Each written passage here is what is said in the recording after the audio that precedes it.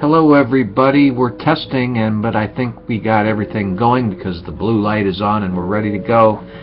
Hey everybody, this is James Nussbaumer of jamesnussbaumer.com, and I am the author of this book, The Master of Everything, A Story of Mankind in the World of Illusion We Call Life, by Ozark Mountain Publishing Company, on sale everywhere books are sold. I hope you will buy it. This is a page turner, I've been told, and I'm so proud of this book. You're not going to believe how proud I am of this book. For those of you who know me, know where it originated from. But hey, we got the jazz music going here, which I just seem lately to cannot live without. And my 36-year-old daughter, Erin, told me that she thinks that I'm listening to too much jazz lately, and maybe I should go back to my classic rock and roll days. But anyways, I'm into classical music now too, and that is kind of soothing as we get older. And of course my heart is still there with the the good old boys from the classic rock and roll days. But we all get older and we kind of mellow down a little bit. But tonight I want to talk about how to follow your heart through the ups and downs of life. And how to follow your heart through the ups and downs of life. Are you afraid to surrender what you do not truly want in this world? It wasn't long after my involvement with A Course in Miracles that I began learning something enlightening. Some enlightening things about my time spent in prison for 8 long years for a foolish securities violation. I was forced to accept myself as who I truly am, because there is nothing material to hide behind in prison. And there really is nobody that's going to help you there either, except for your true self. And that's what I had to come to grips with. The ego in me surely lost its stronghold, and illusions of a false self just could not prevail. In other words, what I'm trying to say is my true inner self came through and was my strength during that 8 years. A Course in Miracles states, "The eternal guest remains, but his voice grows faint in alien company." Isn't that profound? Let me repeat that to you. The eternal guest remains, but his voice grows faint in alien company. Prison is full of egos that are frightened. By hiding nothing, I was able to sense and trust in my own true essence, which is the reality that I am, which had no need to wear a phony hat.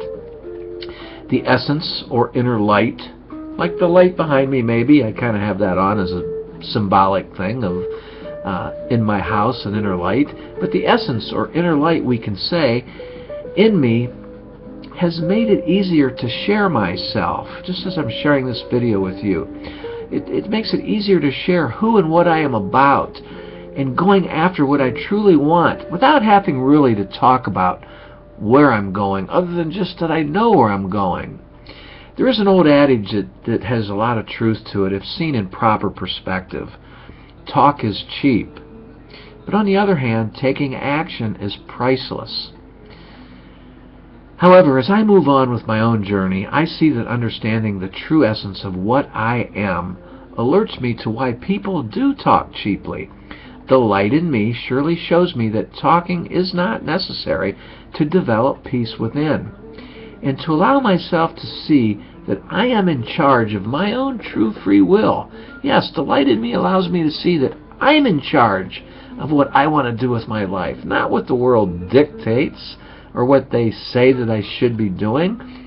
I can understand the darkness of the world for what it is, which is really nothing.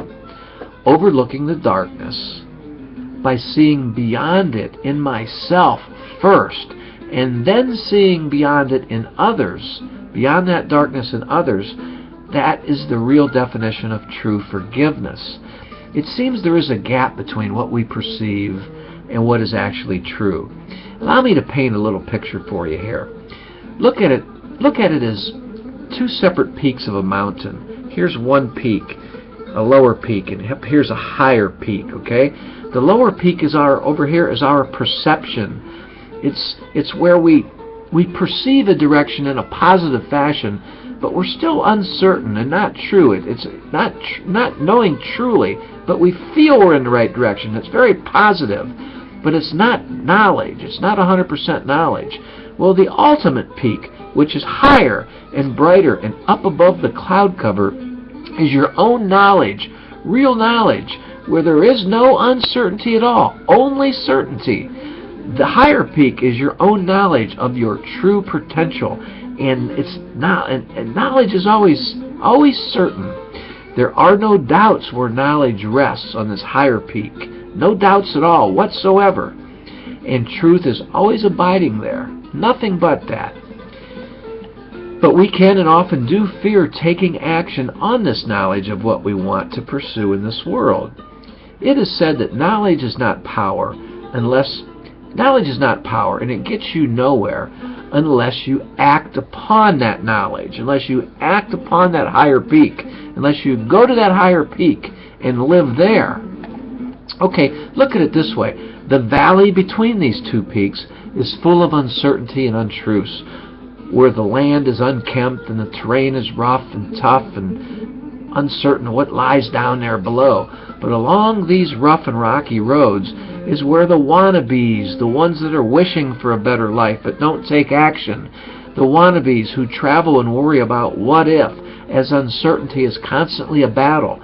But when we live by our optimistic and trusting right-mindedness, it builds a bridge between the lower peak to the higher peak, so we can travel over that valley to the higher peak, where we can say, we can say between the two peaks, we're traveling over. When we travel that bridge between the two peaks, we're traveling over the valley of fear, I guess, with ease, and we're following our heart on that bridge from the lower peak to the higher peak with trust, following it to our heart and to our destination, where truth is waiting to welcome us.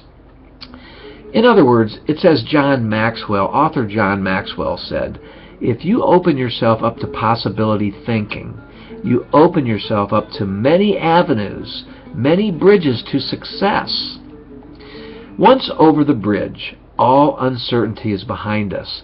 The bridge, which we can call forgiveness, because the bridge leads us beyond all uncertainty, is built with the help of communication from our divine nature, or we can call it our eternal guest. The way is bridged, and we're able to do this by undoing our past errors and mistakes, by letting go of them. This can happen in an instant, and it starts with total surrender. But you may be asking, surrender of what? It's called taking a deep breath and letting go of what you do not want in this world, leaving all kinds of room for what you do want in this world. Let me quickly add that I have a system I use to claim real abundance by earning attractive income online, by helping others get what they want. I'm so pleased with the results that I'm getting from this system, and there are really good people involved that really care. So if you'd like to learn more, simply just click on the link in the description box of this YouTube video that takes you to my jamesnussbaumer.com Real Abundance page, and there's information there for you to click on, a video to watch if you'd like, and go from there and check it out. Hey everyone, I wish the best for you, and I hope you're really going after it, and just have a great life. Thank you for listening to me tonight.